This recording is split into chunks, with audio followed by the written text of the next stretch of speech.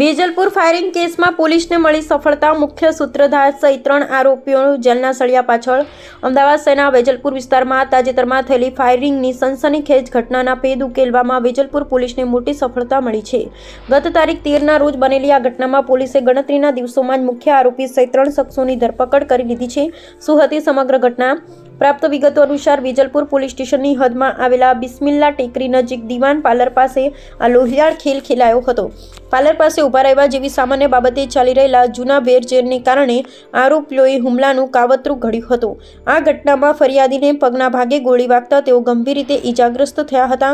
Police કાર્યવાહી અને ધરપકડ ઘટનાની ગંભીરતાને જોતા વેજલપુર પોલીસ ટેકનિકલ સર્વેલન્સ અને ખાનગી બાતમીદારોની મદદથી તપાસ તેજ કરી હતી. પોલીસની કડક કાર્યવાહીમાં નીચે મુજબના આરોપીઓ ઝડપાયા છે. તપાસમાં મોટો ખુલાસો. પોલીસની પ્રાથમિક પૂછપરછમાં બહાર આવ્યું છે કે મુખ્ય આરોપી અરબાજે અજય નામના શખ્સ પાસેથી પિસ્તોલ મેળવી હતી અને ત્યારબાદ આ ફાયરિંગને અંજામ આપ્યો હતો. અંગત અદાવતમાં કરવામાં આવેલા આ હુમલાએ સમગ્ર વિસ્તારમાં ચકચાર મચાવી દીધી છે.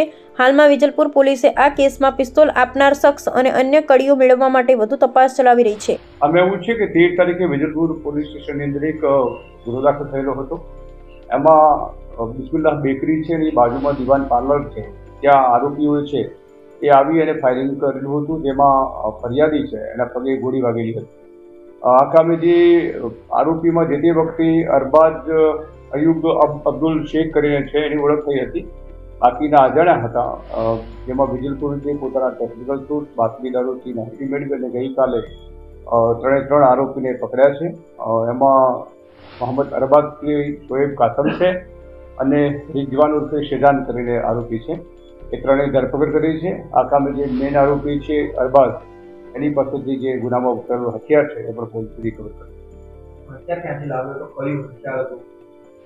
આ મિડનમિડ પિસ્તોલ છે અને તે એક સુરતનો અજય કરીને છે, એની પાસેથી લાવેલો હોવાની અત્યારે એક આખી તપાસને જણાવ્યું છે. એની પાસેથી એની જે અજયની હિસ્ટ્રી પણ પોલીસે મેળવી છે, એટલે આગળ પોલીસ તપાસ કરવાની છે. કારણ એ મેં અગાઉ આપને જણાવ્યું હતું એ પ્રમાણે છે કે જે આરોપીઓ છે એ ત્યાં દીવાન પાર્લર આગળ બેઠા હતા અને એમાં ગ્રાહકો આવતા જતા હતા, અડચણ થતા હતા, એટલે આ લોકોએ સાઈડમાં જવાનું કીધેલું.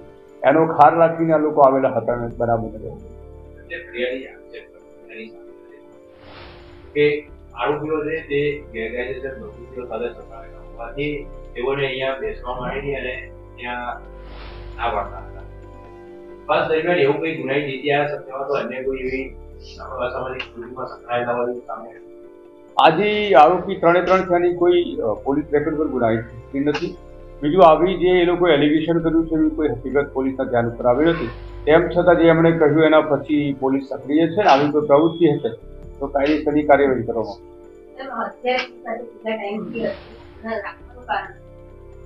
હથિયાર તો એ જ્યારે એની સાથે પહેલા કામ કરતો હતો, મજૂરી કામ એ વખતે અજય સાથે ત્યારથી કોન્ટેક્ટમાં હતો એટલે એણે મેળવેલું હતું અને એમ કે શોબાજી કરવાના ઉદ્દેશથી રાખેલું હોવાનું જણાવ્યું હતું. પણ ખરેખર જે સાચું કારણ શું છે એ હવે પૂછપરછ ચાલુ છે એટલે ખબર પડી ગઈ.